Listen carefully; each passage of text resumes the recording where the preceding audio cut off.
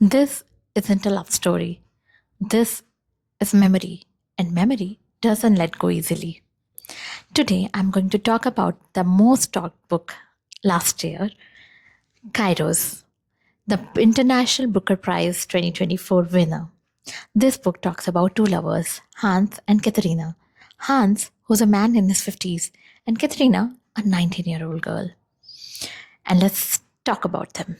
Kairos is a love story, extramarital affair between a 19-year-old girl and a much older man in his 50s.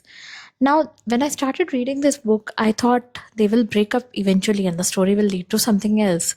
But they didn't, and they start falling in love, and it started becoming toxic and destructive. Now, the concept of extramarital affairs or cheating doesn't suit my upbringing, and hence it was a conflicting read for me.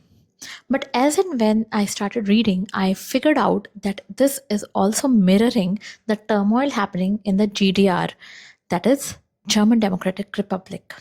Earlier in the book, we see that Katharina is so much in love, so much consumed in love by Hans that she is not able to see how toxic and obsessive and abusive he has become.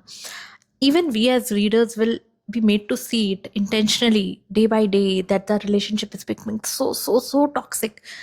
But eventually, once Hans is dead and she receives a box of letters and she goes through that memory lane again, her memory is no more that consumed by love.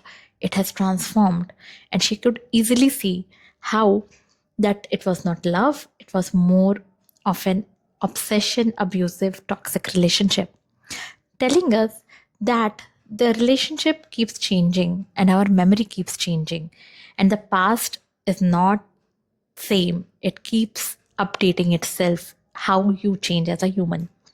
Kairos is the book name, and its meaning is the right or fortunate moment, which also means that their love might be just at that moment and not a long lasting one, maybe.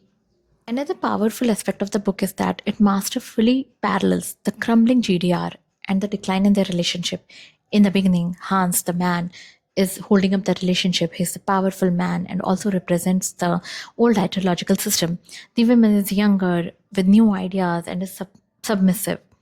As their relationship weakens, so does the GDR. As the GDR collapses, so their relationship, and so does Hans' authority, leaving him desperate and becoming possessive and cruel. By the end, just like Katrina seeks free from this relationship, the country frees itself from the acts of socialism. But the sad part is, even though we leave behind the past, but still, whether it is the country or the women, both were haunted by the scars of the past. And I think this makes the book and the narrative wonderful. If you haven't read this book, I would strongly suggest, with a warning that it might be something you might struggle to understand, but it will be a beautiful read because the writing is beautiful. This is Kairos for you.